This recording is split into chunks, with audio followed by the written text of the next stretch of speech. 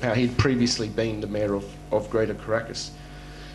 I think it's in that context where a rejuvenation, a sort of building of the process that occurred in the wake of the defeat of the constitutional reform, but also this kind of victory, but that didn't quite feel like it was so much of a victory, that Chavez felt the need, and this is what he openly stated, of the need to go on a counter-offensive. And this was particularly important in the context of when the opposition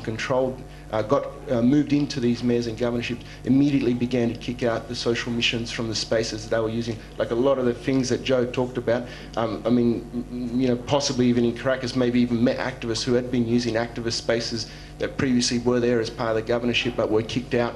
when Ledesma came in, and the same thing happened across the country in the other states that the opposition had won. In 5 minutes. So it's in this context that Chavez launches this counter-offensive to go towards focusing on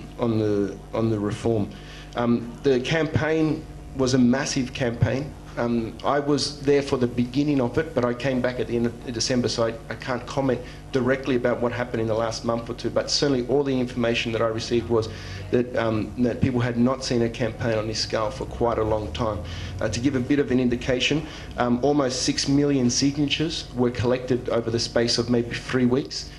in support of the convoking of such a referendum. The 100,000 local units of the Yes Committees, as they called them, were set up across the country to actively campaign in favour of the Yes vote. In the end, the National Assembly, rather than the signatures were used to approve the referendum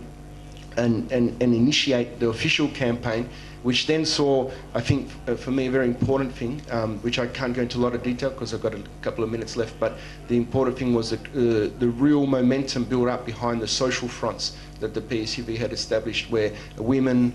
workers, peasants, indigenous people openly organised, you know, coming out in favour of the Yes vote. For the first time, as far as I know, you know, committees set up inside factories to organise workers in favour of the Yes vote. And this was all in the face of the opposition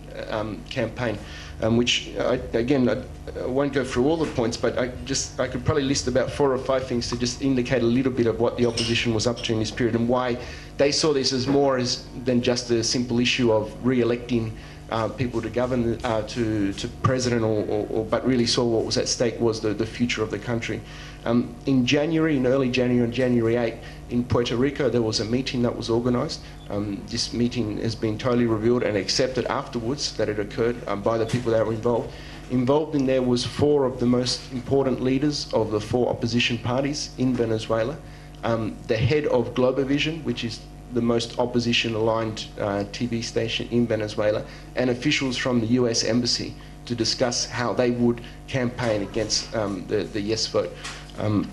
This was revealed because all of them got off the plane back in Caracas, and they're young journalists from Avila TV, one of the TV stations that was owned by the mayor of Greater Caracas, but they'd been kicked out of their offices once the Ledesma got in, was there at the airport and sort of filming them, and yeah, they were all just caught by surprise and started to physically attack him because he was asking these questions of, you know, how was it to stay in Puerto Rico, what was the hotel like, what discussions did you get into? But, you know, you can get a sense of what they probably discussed at the meeting by seeing what happened in the next couple of weeks. Once again, the opposition students came out. I mean, I think Joe explained a bit like where that opposition student movement comes from, so I won't go into it. But just to give a little bit of an example of what they were up to. On the north of Caracas, there's a national park called the Avila. They burnt down 3 hectares of the national park as part of their protest in their aim to build up a destabilisation, the idea of conflict and violence in Venezuela, hoping that the police would repress them. There was also 2 units of paramilitaries from Colombia that were disbanded, one in Merida, the other one in, if I recall correctly, in Carabobo, of some 40 paramilitaries in both units. There was also the quite famous, like sort of internationally famous attack that occurred on the Jewish synagogue, which of course everyone around the world and in Venezuela was quick to come out and say that, oh, clearly this was, you know, Chavez was behind this, because of his brave stance that he had taken in regards to Israel's slaughter in Gaza, and using that to link it into some supposed rise of anti-Semitism in Venezuela. Of course, you know, then it comes out that it was just an inside job. Apparently maybe someone owed someone money. I'm not really sure of the finer details, but the people that were arrested were included a security guard at the synagogue, a police officer who for the last 4 years has been working as the personal bodyguard of the rabbi at the synagogue. So it certainly had nothing to do with the government or any supposed rise of anti-Semitism. But that didn't, of course, stop the Washington Post 2 days after this was announced from publishing a horrific editorial which basically said that that they acknowledged that Chavez would win this referendum. The editorial was published on February 12th, but argued that the reason he would win it was not because of rational arguments, but was because he was whipping up a campaign of intimidation and propaganda against Jewish people in Venezuela. That's an indication of the international media campaign that was carried out against him. And there was also the arrest of a couple of captains in the National Guard and a number of officers in the military as well, because of the circulation of leaflets and text messages that were calling on soldiers to revolt and overthrow the government as well. So all of this was definitely part of the opposition campaign, was definitely what they were discussing at Puerto Rico, and I'm absolutely sure that their discussions were not limited to what they would do up until February 15, but would continue on after the referendum, no matter what the result.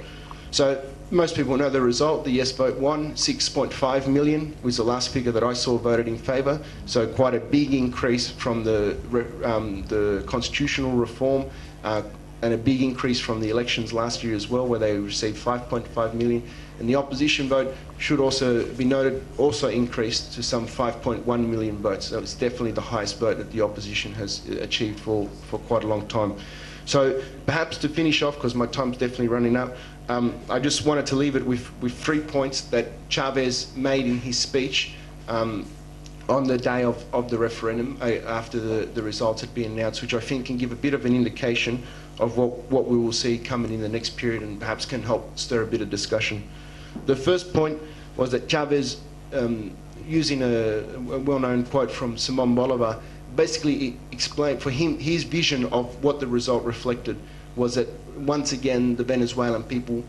had expressed themselves consciously at the polling booths that they wanted to move towards socialism. So for him, the discussion about are people ready or not for socialism that was opened up after the other discussion seems to, that's off the tables, because his understanding of what the vote reflected was that. Secondly, that it was going to be important to consolidate what had been done up until now, and that would include, for instance, tackling some of the issues, and he mentioned specifically the issue of crime as an ongoing crime that the government had to deal with, and in that context relaunched the idea of the 3 Rs. The 3 Rs were launched after the defeat of the constitutional reform, where he talked about the 3 Rs were in Spanish, they're 3 Rs. I can't figure out the third one, how to put it in English in R, but it's sort of, you know, revise, rectify, and re-impulse, but that's not really a word, but would just like re-push forward the process, something like that.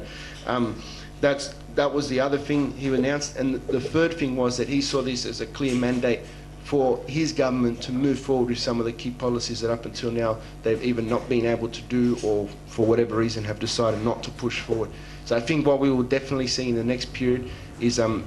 intensification of the class struggle that is going on in Venezuela. I think the opposition plan that they've built up over the last few weeks is not going to go away, and in fact it will probably only intensify. The government has made clear that they feel confident to be able to move forward, and so I think it's going to be very important